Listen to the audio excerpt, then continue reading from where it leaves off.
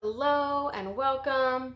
My name is Era T. Green and this is Wise Woman Television, and today I am bringing you a pick a card reading on 1 year from now. So these are predictions and prophecies for the future, for your life, for your work, for whatever comes up. I allow Spirit to guide us. So I encourage you to stick around. If you find that you like this reading, I encourage you to like, subscribe, press the bell icon. That way you receive notifications in the future every single time a new reading pops up. And of course, if you'd like to get to know me a little bit more or hear more about my work, you can check out the details below about how I can support you, or go to my website, eratgreen.com. All right, so from here, I will place a picture up of your 3 card piles to choose from today.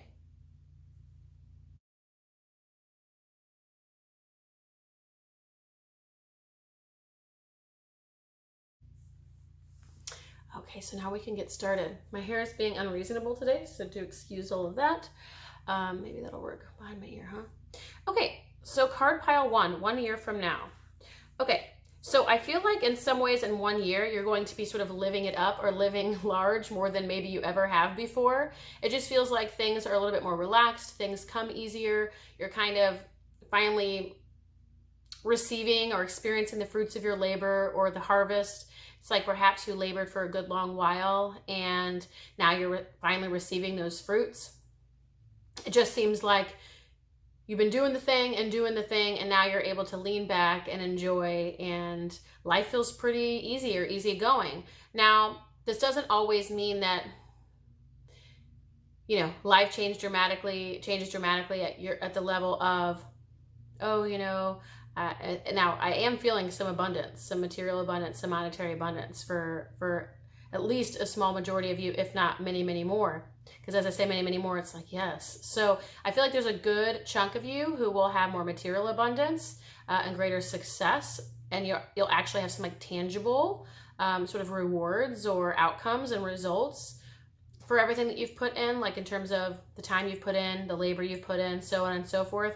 You'll be reaping the rewards of that. But for some of you, it's also like the energy has changed. So for some of you, you're easier on yourself, or even the collective energies are a little bit easier. Perhaps you're someone who's fairly sensitive and all the stuff of the last couple of years has made things more difficult for you. And if that's the case, it's feeling like things lighten up a little bit. Your load lightens up, things become easy. So this could either be physical, tangible, or it could be energetic, inner world kind of stuff. And so I just feel both. So I want to make sure I give voice to both. Some of you, it feels like you are easier on yourself. You are lighter on yourself. You're not taking things as seriously. You're allowing yourself to enjoy life a little bit more. There's a pep in your step, a lightness in your step, and things are coming easier. So I'm getting that all around. Things are just easier for you. So what else? Yeah, so in a year's time, you're going to feel much more sort of healthy in your expression. And what I mean by healthy is like confident, strong. You're going to really like own it and own yourself. There's a level of self-assuredness that may not always have been there. And I feel like you're finally stepping into your soul's path, like fully aligned with who you are, what you're here to do, what you're meant for. No qualms, no reservations, no limitations.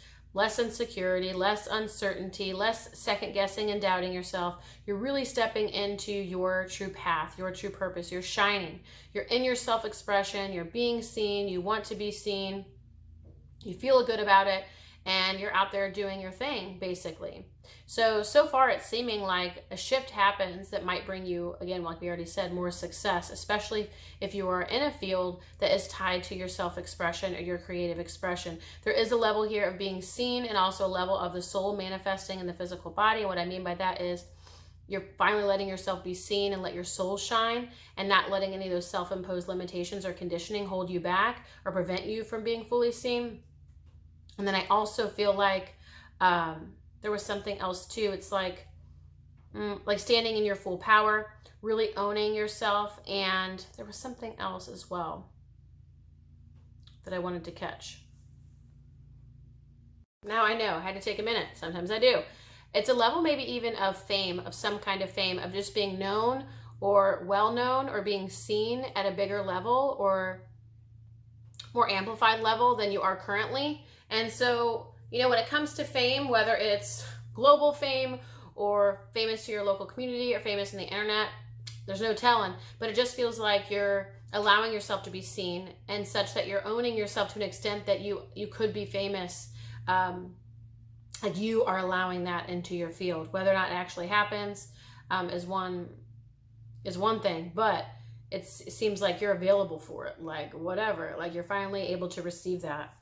So 1 year from now, yeah, so you've moved out of this place of whatever that older energy was. Again, of maybe some of those self-imposed limitations or doubts, uncertainties, second guessing, self-doubts, whatever it was that you went through. It feels like there might have been a time of difficulty, of challenge, of feeling low, but you've done the work and you've done some clearing and healing and just moved on your path of growth and healing, as we all do. And as you evolved, you have found that this is like shifting out, and now you're in like that next chapter, that new phase, the new beginning. Now, some of you might be feeling this way right now. And as soon as I was sharing that, I got that some of you might be feeling like, oh no, I'm there now. And it's like, okay, well, this might be the middle or tail end of it. And in a year, you'll be finding that you are stepping into your calling in a bigger way, that things become clearer, things become lighter, things become easier.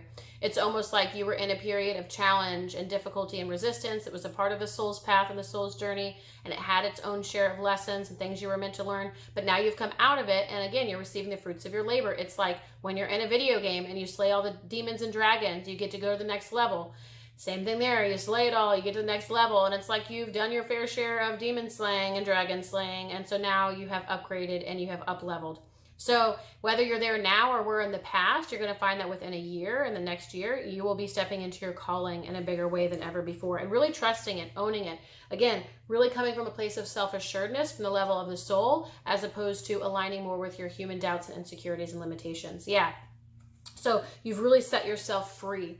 Whatever limits that you had set for yourself, whatever beliefs that had held you back in the past, whatever energy sort of held you down or restricted you or prevented bigger outcomes, those become a thing of the past. You're able to successfully release those. And in that maturation, in that growth, in that spiritual evolution, you find freedom.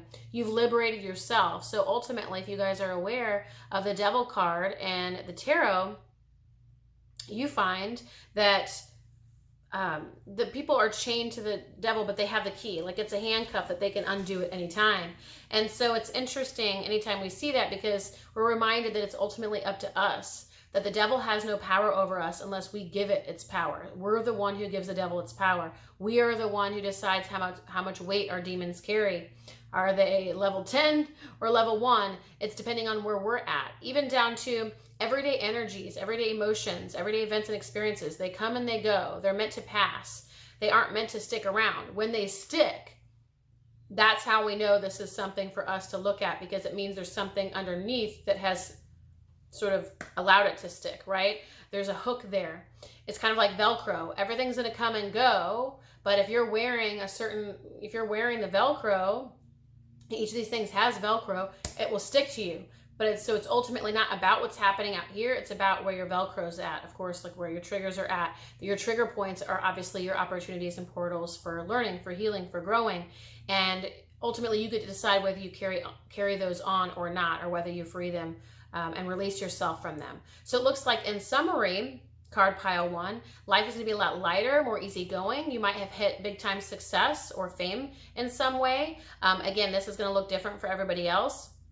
Well, this will look different for everybody, but one way or another, your soul will be shining. You will feel more self-expressed. You will feel more self-assured, and you will feel in deeper and greater alignment with your soul. Also, you'll be stepping out of any energy from the past that was grief, stress, overwhelm, challenge, difficulty, exhaustion. You'll be stepping out of that, and even stepping out of like a lot of solitude. If you spent time in solitude or introspection, you start stepping out there again, allowing yourself to shine. You're stepping into your soul's calling more than ever before. And through this growth, through this maturation, you're really coming into your higher potential, where you're meant to be, what was always meant for you, what was always meant for you to claim. And you release yourself from the ties that have bound you to your past, or to these old patterns, or to that Velcro, and you've been able to successfully free yourself due to the work that you've done, the path that you've walked. And so 1 year from now, that's a very positive and favorable outcome. And that sounds just right. And I'm happy for you, card pile 1. And if this lands for you, and this does resonate, or a year from now it's right and you like it, do like, subscribe. You can press the bell icon. That way you receive a notification every single time a new reading pops up. Of course, if you want to get to know me or my work and how I can support you, you can check out the details below or at eritygreen.com. Thank you, card pile 1. Okay, card pile 2, 1 year from now. Okay, so I feel like you start stepping into an era of deeper trust, deeper receiving, deeper surrender, and just being present and allowing life to happen. So it's like you enter a new chapter in your life, but I feel like it's because of a greater relationship to spirit, to yourself, to God, cosmos, great spirit, higher power, universe, Mother Earth, Mother Nature, the great mother, the eternal. I gotta love them all. I can just keep going. And you come into a new experience in your life. It says even a new world of being. You come into a new experience of being. And I think one of the reasons, well, I don't think, I guess this is just what's coming through. One of the reasons this is happening is for you is because you finally surrendered control. And all the things that held you back before in terms of that control have now been liberated. So it's like in the past where you might have felt like you needed to know the answer, you needed to know the way or the label or the term, the word or the next step. Like you felt like you had to micromanage it, or you had to do it all, or you had to do the thing, or you had to make it happen, or there was something that could make it happen, there was something that couldn't make it happen, and if only you would do it. And if you know, all those kinds of things we do as humans, even down to manifestation rituals and stuff, thinking that ultimately we get to decide. And you know, and I do believe we are co-creators / creators and are gods within ourselves. I mean, we carry God consciousness within us. All of that said, you find a much more surrendered way of being, something that's much more spiritual, much more profound, much more connected, wise, and intelligent. And I don't mean intelligent of the mind, like academics or science or things like that, what we tend to associate with intelligence, but an intelligence that is innate, inherent to all, that is much more connected to soul and the great and grand design of all that is, such that you are trusting more in that than of yourself, like of your little self, your small self, the self that tells you it has to be this way, or you have to know that first, or it should happen this way, it has to look like this. It's like we have all these ideas as our human egoic minds as to how things look, how they should be, how it should be this or that, all these rules, and none of it's ultimately true, but we start to believe it and we affirm that it's real, and we get all the evidence in our external reality to continue to affirm that it's real. And at the end of the day, it's just our egoic mind, our egoic mindset, and it's just an ego that is founded and rooted in conditioning and nothing more. Conditioning, the conditioned self, isn't rooted in truth. It's rooted in conditioning, meaning it's just there's a word here it's a derivative, that's not the ideal word, but we'll use it, it's a function of the 3D world, of the third dimension, of the physical. It's not ultimate truth. So it doesn't mean that some of these things aren't relevant. You know, being aware of how things work in 3D, that's really helpful knowledge to survive in this world. But in terms of thriving, it usually comes from a different place, from the heart, from the soul, from spirit, from earth, from the eternal. And you've started to lean more, and actually, it almost makes me cry. I don't know why it comes out of nowhere. I guess I don't know if it's for you guys, for me, for who, for what, I don't know. But I feel like you've decided, like not decided, it's just a natural thing, although there's a decision here as well. Like you're leaning into spirit far more than ever before to be the decider, dictator, whatever of your life. Not that there would be a dictator there, but you know, it's almost like Jesus take the wheel. Like you've taken your hands off the wheel and allowed, there's just this beautiful, intelligent embodiment and connection with all that is. You trust the elements, you trust nature, you trust earth, you trust the wisdom of God, you trust the wisdom of spirit, you trust the intelligent design, the grand design. You start to lean into that and trust that and align more with that than your human self, than the limited self, the conditioned self, the egoic self. There's a beautiful surrender and just a simple beauty and glory that comes, you know, as a result of this shift in you, and I can feel it, and there's just such beautiful energy, and I'm so happy for you because I feel like card pile 2, life might have been hard for you at different times, and I'm not saying it was objectively hard. It might not have been. I feel like everyone gets some kind of deal, you know, some kind of bad deal. Not like in terms of how we judge it as our egoic minds, but ultimately it's up to us how we take it, what we do with it, and I feel like perhaps you were always very hard on yourself or hard on life, or you took things hard, or you took it to heart, or you took it personally, or you made it about you and you made yourself less than, and all this stuff. And I feel like, you know, all of that was a result of you leaning more on your egoic self, leaning more on your conditioning, leaning more on your practical, sensible, physical self, like relying on your ego to make it work and to make it happen and to do the thing, just relying on the ego, which is so limited and next to impossible to rely on, especially when you step onto a spiritual path. It's very open and limitless and literally allows you anything you so desire, of course, always aligned with the soul. And the egoic mind cannot understand that. And most naturally, it's going to be limited in nature because that's its inherent truth. And so you go from leaning on this limited human awareness of things have to look a certain way or be a certain way, or even insecurities and doubts and things like that come up, and lack of understanding and mistrust and protesting God for everything that he or she or however you deem it has done to you, or for all of that stuff. You're able to set it aside because you're no longer, that's not your holy grail. That's not your Bible. Your Bible is no longer the 3D world and surviving the 3D world, which is how you tended to operate. It's like this program that you've lived by of, okay, I will survive in the 3D world if you have all these things that you do, and these things that you keep up with, and these things that you anticipate, and all of this stuff. And it's like, that's the Bible for surviving, or the guidebook for surviving in the 3D world. But you surrender into a much deeper place within yourself, it's almost like the cradling of the universe itself, to where you are just so supremely held and in trust. And it's almost like within the womb of the universe, nothing can touch you. And it doesn't mean that life won't continue to happen, because it will, but you trust and you have this deep, unwavering faith that you walk with from here. So 1 year from now, this beautiful, spiritual, profound connection / relationship opens up in a deeper way, such that you're leaning more on spirit than you ever have before. And your spirit self, high self, true self, you're no longer working yourself to exhaustion or doing all the things and pushing all the buttons and making everything happen. Again, all those control mechanisms to survive, to do the thing, to pay the bills, to make ends meet, to keep this person safe, to do this, to keep this person healthy, to keep me healthy. I mean, all of this effort and striving and survivalism. And if I just keep going and doing and all the things and controlling and juggling all the balls, then maybe we'll all make it. But this mindset of trying to survive the 3D and make it out and to make it through.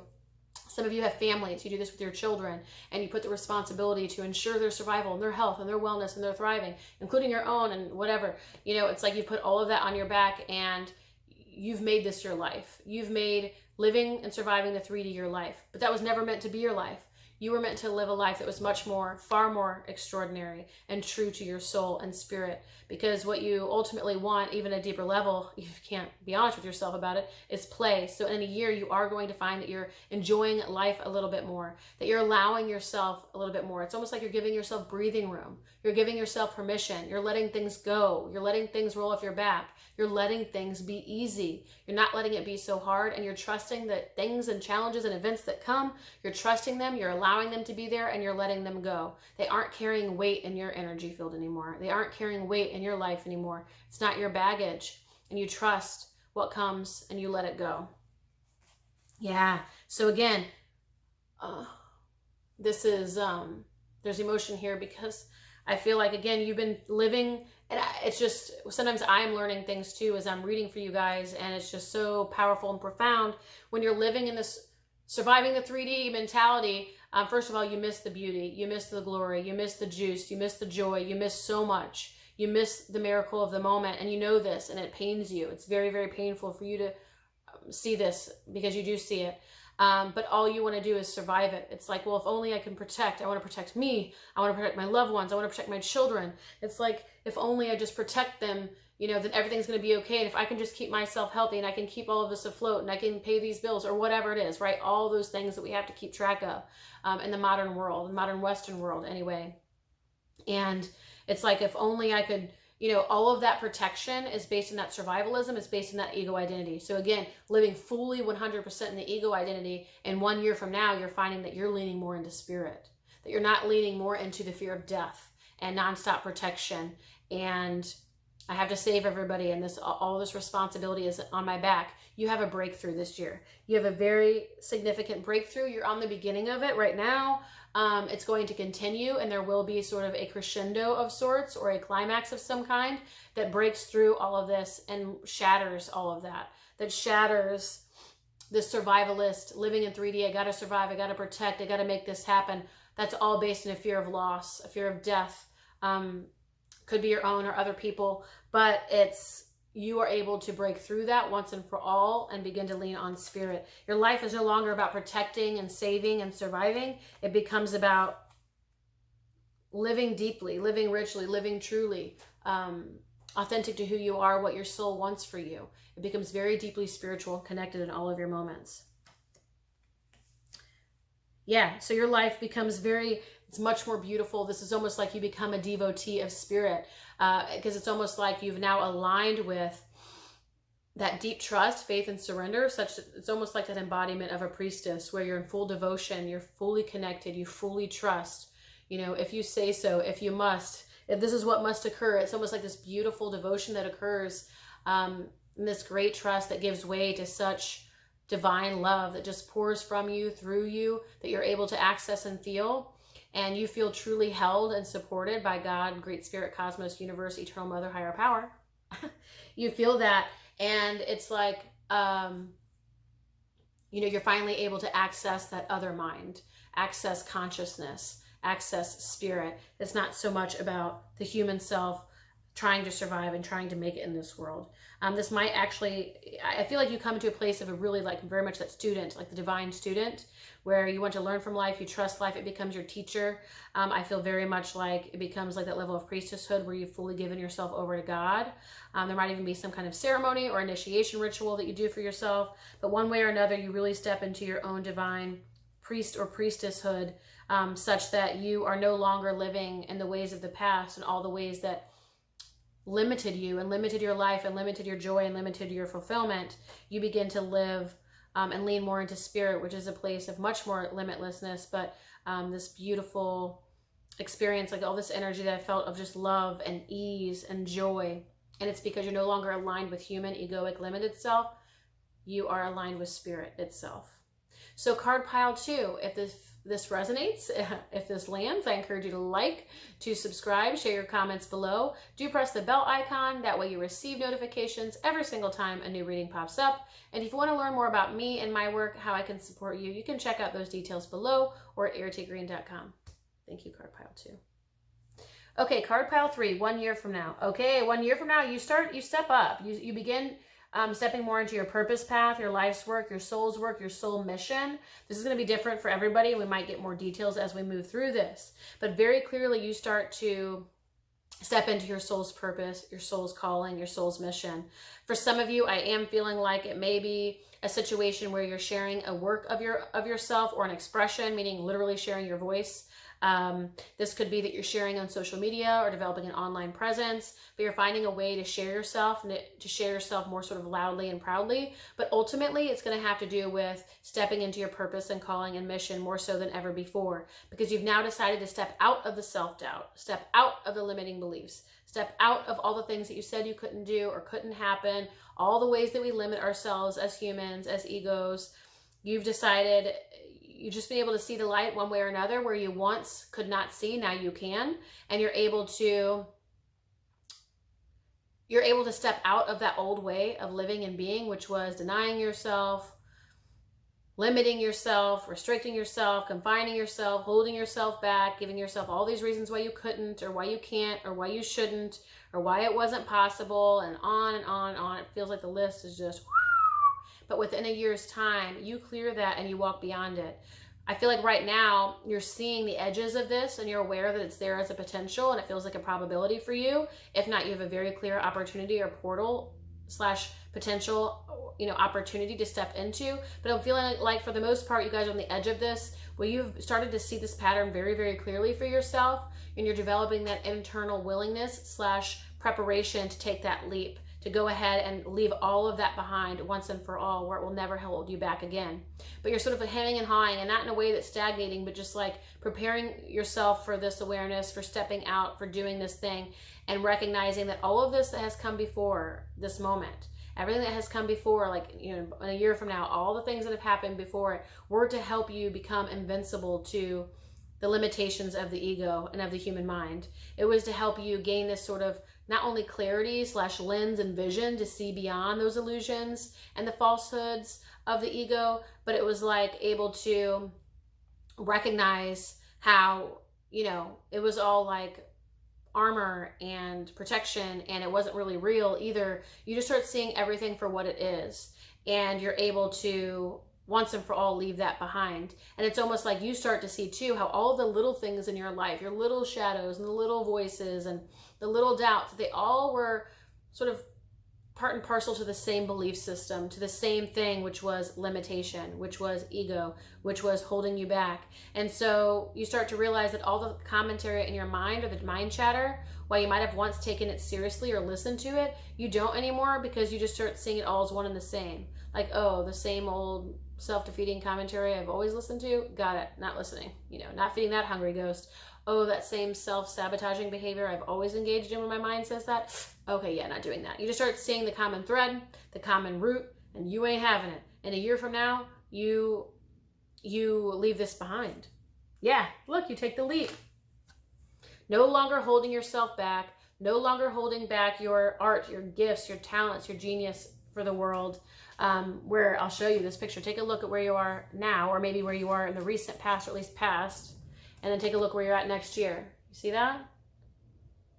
Where you're holding it back. You have jewels. This lady in this picture, she's holding jewels and she's carrying them close to her chest, almost like grasping them, and no, you can't have them. So it's like you've been holding it back, even though she's looking back. You can tell her, obviously she's intrigued, she's at least looking back, but she's not doing it, right? She's not offering a jewel, she's not turning around fully, she's not being seen.